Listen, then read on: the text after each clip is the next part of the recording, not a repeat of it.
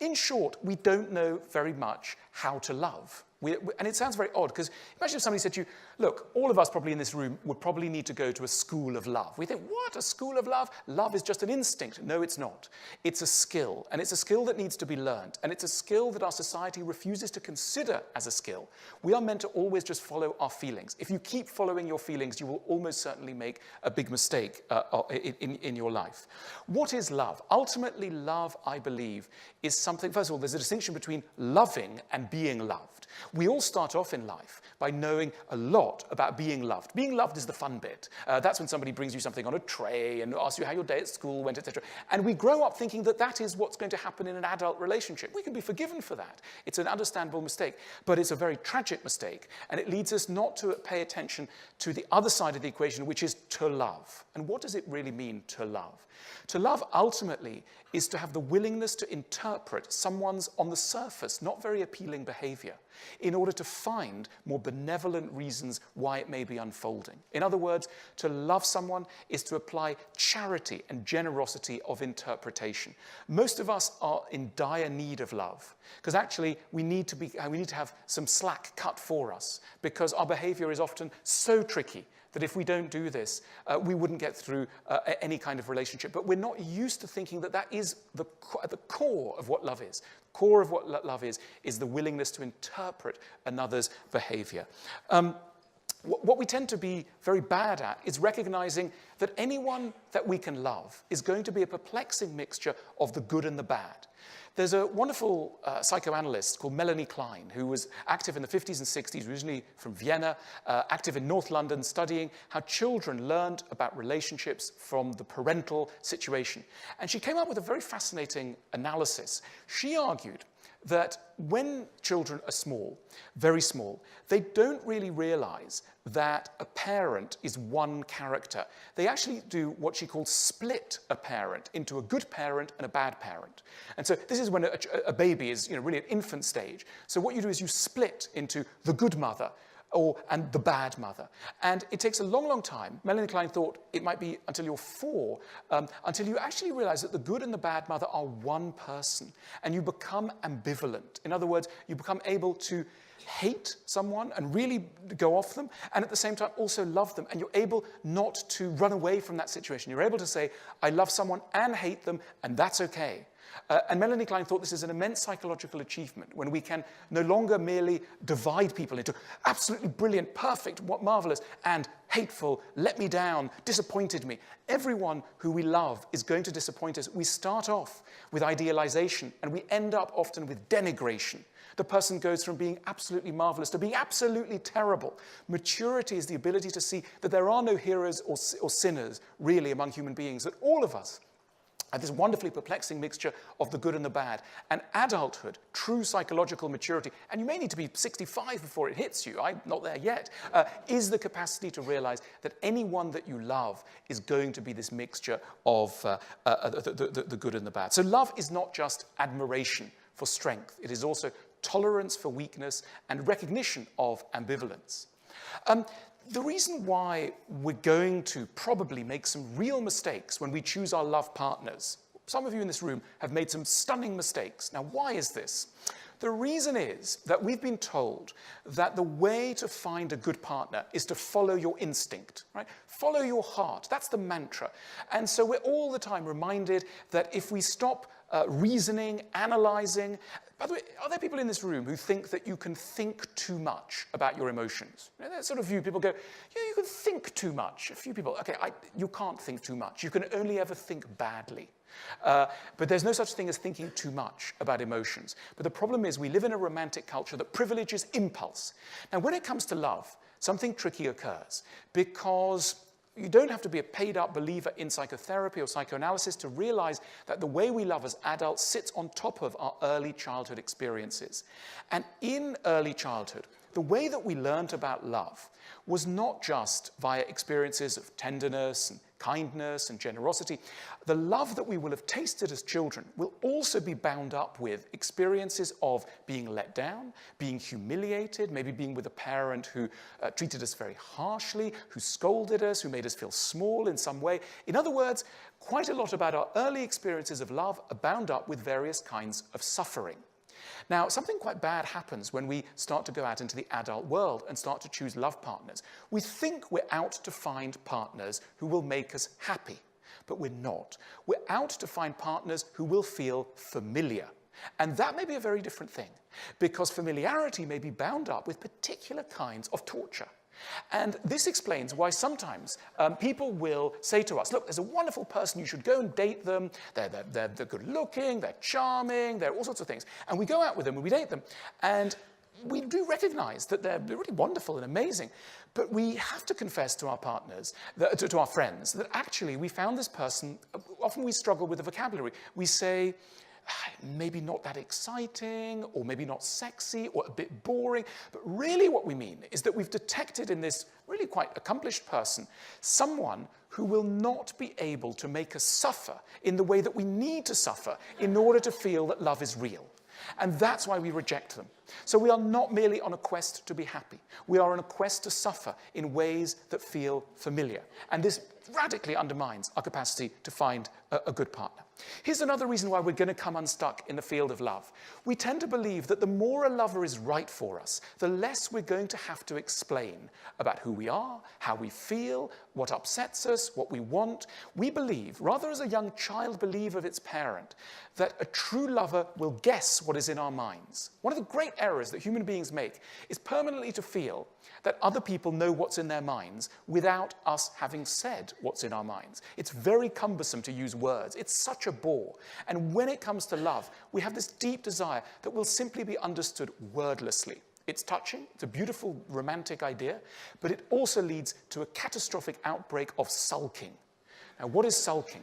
Sulking is an interesting phenomenon. We don't just sulk with anyone. We sulk with people who we feel should understand us, and yet for some reason have decided not to. And that's why we tend to reserve our sulks for people who we love and who we think love us. And they tell us something, they unwittingly will trigger a negative reaction in us, and we'll sulk. And they'll say, "What's wrong with you, darling?" And we'll say, "Nothing." And they'll say, "But come on, you're upset." And we'll go, "No, I'm not. I'm absolutely fine." And it's not true. And we'll go upstairs and we'll shut the door and we won't tell them what's wrong with us. And then they'll knock at the door and they'll say, "Please, just tell me." And we'll say no, because we want them to read our souls, because we expect that a true lover can understand what we feel and who we are without us speaking. This is a catastrophe for our capacity to form lasting relationships. If you do not explain, you can never be understood. The route to a good marriage and to good love is the ability to become a good teacher. Now, teaching sounds like a narrow profession. Those guys in tweed jackets and fusty with a chalkboard, etc. I'm not talking about that kind of teaching. All of us, whatever our job aspirations, whatever it is we do, have to become teachers. Now, teaching is merely the word that we give to the skill of getting an idea from one head into another in a way that is likely to be accepted. And most of us are appalling teachers. Most of us teach when we're tired, when we're frightened. What are we frightened of? We're frightened we've married an idiot. And because we're so frightened, we start screaming at them. "You've got to understand." And the thing is that unfortunately, by the time you've started to humiliate the person you want to understand something, lesson over. You will never get anyone to understand what you want them to understand so long as you make them feel small. In order to teach well, you need to be relaxed. You need to accept that maybe your partner won't understand. And also, you need a culture within a couple that two people are going to need to teach each other and therefore also learn from one another. And this brings me to the next reason why you're going to have a very unhappy relationship, probably. And that is because you probably believe that when somebody tries to tell you something about yourself that's a little ticklish and a little uncomfortable, they are attacking you. They're not. They're trying to make you into a better person.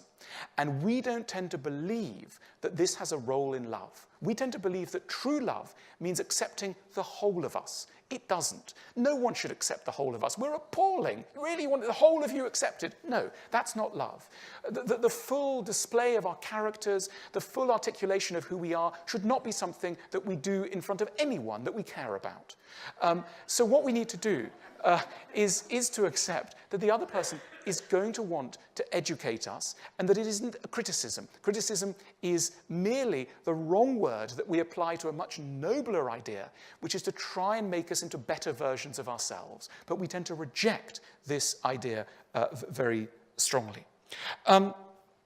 Is there any hope? Of course there's hope.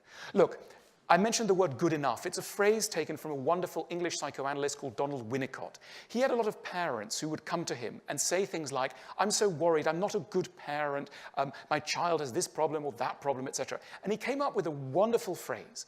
He said, you are most likely to be a good enough parent. And it's a relief from our otherwise punishing perfectionism. The good thing is that none of us are perfect, and therefore we don't need perfection. And the demand for perfection will lead you to only one thing: loneliness. You cannot have perfection and company. To be in company with another person is to be negotiating imperfection every day. Incompatibility. We are all incompatible. But it is the work of love to make us graciously accommodate each other and ourselves to each other's incompatibilities. And therefore, compatibility is an achievement of love. It isn't what you need from the outset. Of course, you're not going to be totally compatible. That's not the point. It is through love that you gradually accept the need to be compatible. We probably can't change our types, right? So all of us, many of us have got types who are going to cause us real problems. They may be too distant, they may be arrogant, they're going to torture us in some way.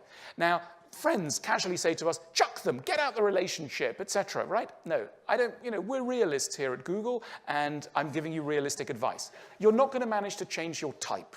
Let's get that for granted. What you can do, and this is a big achievement, is to change how you characteristically respond to your tricky type. Most of us have formed the way that we respond to tricky types in early childhood. So we had a distant parent, we've now chosen a distant lover. When we were very young, we responded to that distant parent by attention-seeking. We rattled and banged. And now we're adults, we rattle and bang in our own way. And we think that's going to help. It doesn't. It creates a cycle that's going to be a vicious cycle. It's not going to get us anywhere. It is open to us at any time to have a more mature response to the challenges that the types of people we're attracted to are going to pose for us. And that is an immense step forward, an immense achievement. The other thing we should do is recognize the nobility of compromise. One of the most shameful things to ever have to admit is to say, this is my partner, I've compromised. In choosing them, I've compromised. Oh, why have you compromised? Well, I'm not that attractive myself. I've got lots of problems. I'm a bit nutty. Frankly, I couldn't pull anyone better, but they're very nice. They're okay. Now, you would think, loser. It's not true. Compromise is noble. We compromise in every area of life. There's no reason why we shouldn't compromise in our love life. Maybe we're sticking around for the children. Good. People say, oh, they're only sticking around for the children. That's a wonderful reason to stick around. Why else are you going to stick around?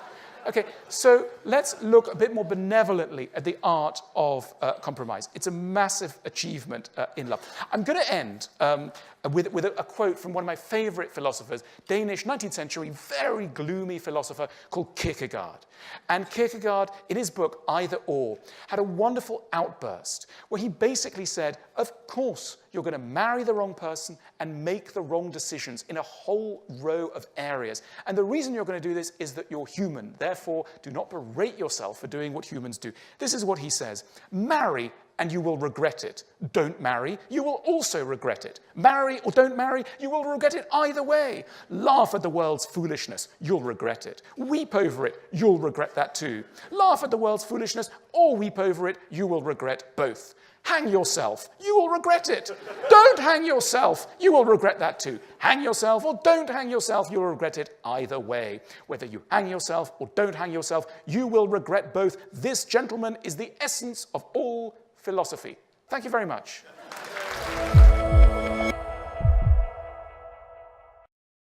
We publish new, thought-provoking films every week. Be sure to subscribe to our channel and take a look at more of what we have to offer at the link on your screen now.